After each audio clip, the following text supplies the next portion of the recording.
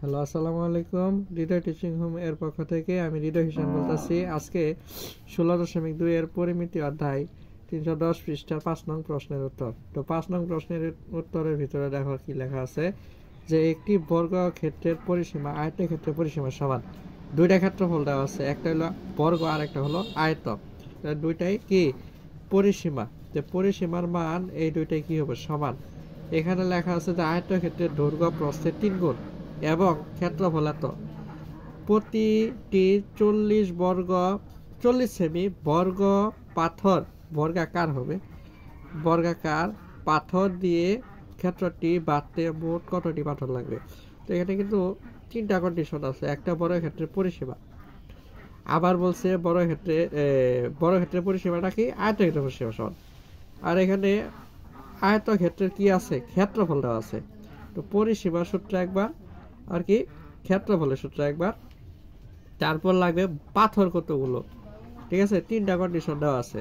এখানে আয়তক্ষেত্র আর বড় ক্ষেত্রের পার্টটা যেহেতু সমান, এখানে আয়তের একটা থিওরি দেওয়া আছে, লেখা আছে কি আয়তক্ষেত্রের দৈর্ঘ্য প্রস্থের 3 গুণ। আমরা ধরে নেই, ধরি আয়তক্ষেত্রের প্রস্থ x মিটার আর আয়তক্ষেত্রের দৈর্ঘ্য যেহেতু 3 গুণ তাহলে কি 3x মিটার। আয়তক্ষেত্রের ক্ষেত্রফলের সূত্র হচ্ছে কি দৈর্ঘ্য গুণন প্রস্থ, তাহলে দৈর্ঘ্য ইন্টু প্রস্থ। মিটারে মিটারে হয়, আমি আগেও বলছিলাম যে বর্গ মিটার, ক্ষেত্রফল হলেই বর্গ মিটার। তো ক্ষেত্রফল বর্গ মিটার হলো 3x, এ গুণ করলে x স্কয়ার বর্গ মিটার। এখানে প্রশ্নে কিন্তু আবার আয়তক্ষেত্রের ক্ষেত্রফল দেওয়া ছিল, আছে না? এজন্য যেহেতু ক্ষেত্রফল দেওয়া আছে, আরেকটা ক্ষেত্রফল আমি পাইছি, অর্থাৎ লিখতে হবে প্রশ্ন মতে। তো আমরা লিখলাম প্রশ্ন মতে 3x স্কয়ার সমান 768, বা 3 এখানে গুণ আকারে আছে, এ পাশে ভাগ করে দিব। 768 ডিভাইডেড 3, x স্কয়ার সমান, এটাকে ভাগ করতে হবে, ভাগ করলে হবে 256। তো আমরা এখানে বর্গ আছে, বর্গটারে কি করে দিব, আমরা এটা রুট করে দিব। আমরা এটার x সমান কি রুট 256, সুতরাং x সমান এর রুট করলে হবে 16। তো x মানে কি আমরা ধরছি প্রস্থ, x সমান কি ধরছিলাম প্রস্থ। তো প্রস্থের মান হচ্ছে 16 মিটার, দৈর্ঘ্য বের করতে হবে 3 গুণ। তো আমরা এখানে লিখব দৈর্ঘ্য, আয়তক্ষেত্রের প্রস্থ আগে লিখে নেই, প্রস্থ x সমান 16 মিটার, আয়তক্ষেত্রের দৈর্ঘ্য 3x মিটার।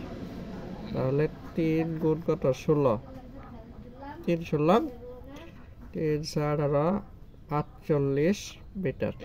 যেটা আমরা বলছিল যে আয়তক্ষেত্রটা বর্গক্ষেত্রের পরিসীমা সমান, তার মানে কি আয়তক্ষেত্রের পরিসীমা বের করতে হবে। আয়তক্ষেত্রের পরিসীমা, আমার আগে বলছিল কি আয়তক্ষেত্রের পরিসীমা আর বর্গক্ষেত্রের পরিসীমা কি সমান, এই জন্য আমরা আয়তক্ষেত্রের পরিসীমা আগে বের করে নিতে হবে। আয়তক্ষেত্রের পরিসীমা সূত্র কি 2 ইন্টু দৈর্ঘ্য প্লাস প্রস্থ মিটার। আমি আবার বলতেছি, পরিসীমা যখন থাকে তখন মিটারে হবে, ক্ষেত্রফল হলে বর্গ মিটার আর আয়তন হলে ঘন মিটার। যেহেতু পরিসীমা বলছে যত মিটারই। তাহলে 2 গুণ এটা যোগ করি, 6 আর 8 14, হাতের আসলো 1। তো যোগ করলাম 64 দেওয়া 2 কে গুণ করলে হবে 128 মিটার। তো যেহেতু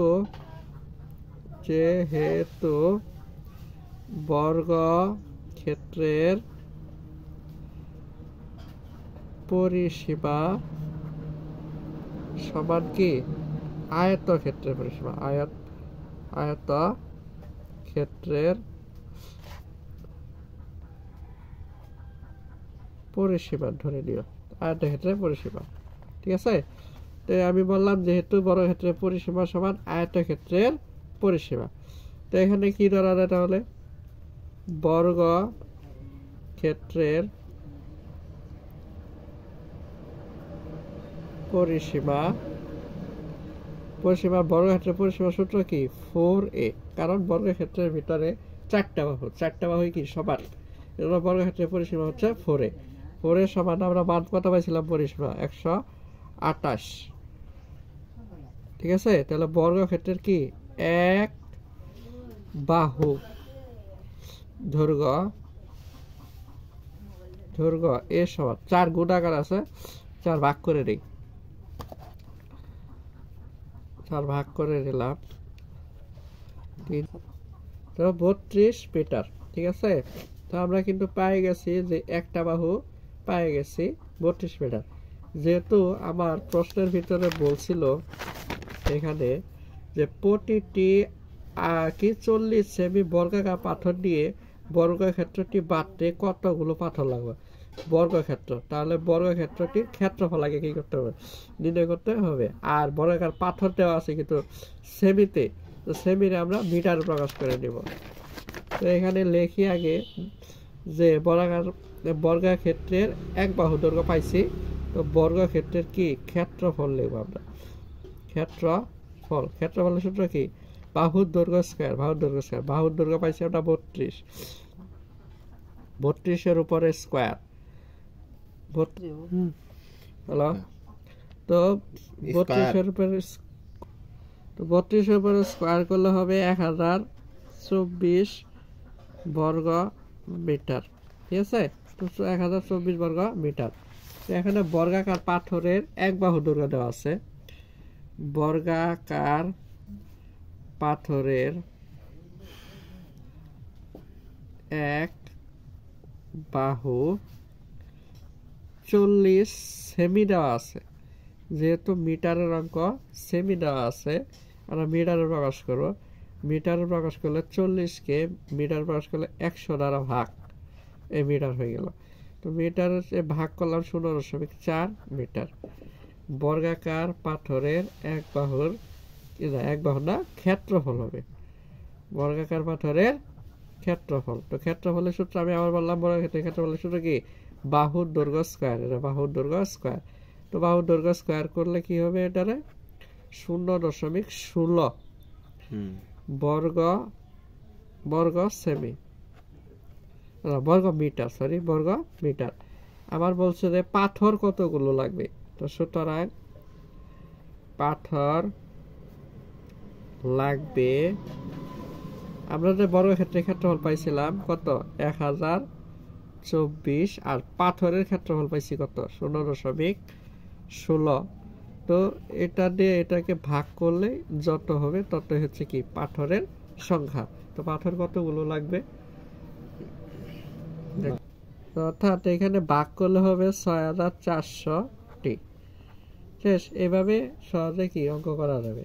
আগে প্রথমে কি করতে হবে, আয়তক্ষেত্রের ক্ষেত্রফলের মান দিয়ে আমরা কি করব, বর্গক্ষেত্রের পরিসীমার সমান পর্যন্ত নিয়ে আসবো। তারপরে বর্গক্ষেত্রের এক বাহুর মানে বর্গাকার পাথরের এক বাহুর দৈর্ঘ্য সেমিতে আছে, আমরা মিটার প্রকাশ করে দিলাম, মিটার প্রকাশ করলে 0.1 তো বর্গাকার পাথরের ক্ষেত্রফলটা বের করতে হবে, 0.1 স্কয়ার করলাম, বের গেছে। তো যে আগের ক্ষেত্রফলটা পাইছি ওই ক্ষেত্রফলের সাথে 0.16 ভাগ করে দিলেই পাথরের সংখ্যা বেড়ে যাবে। তো সবাই ভালো থাকো, সুস্থ থাকো, আসসালামু আলাইকুম।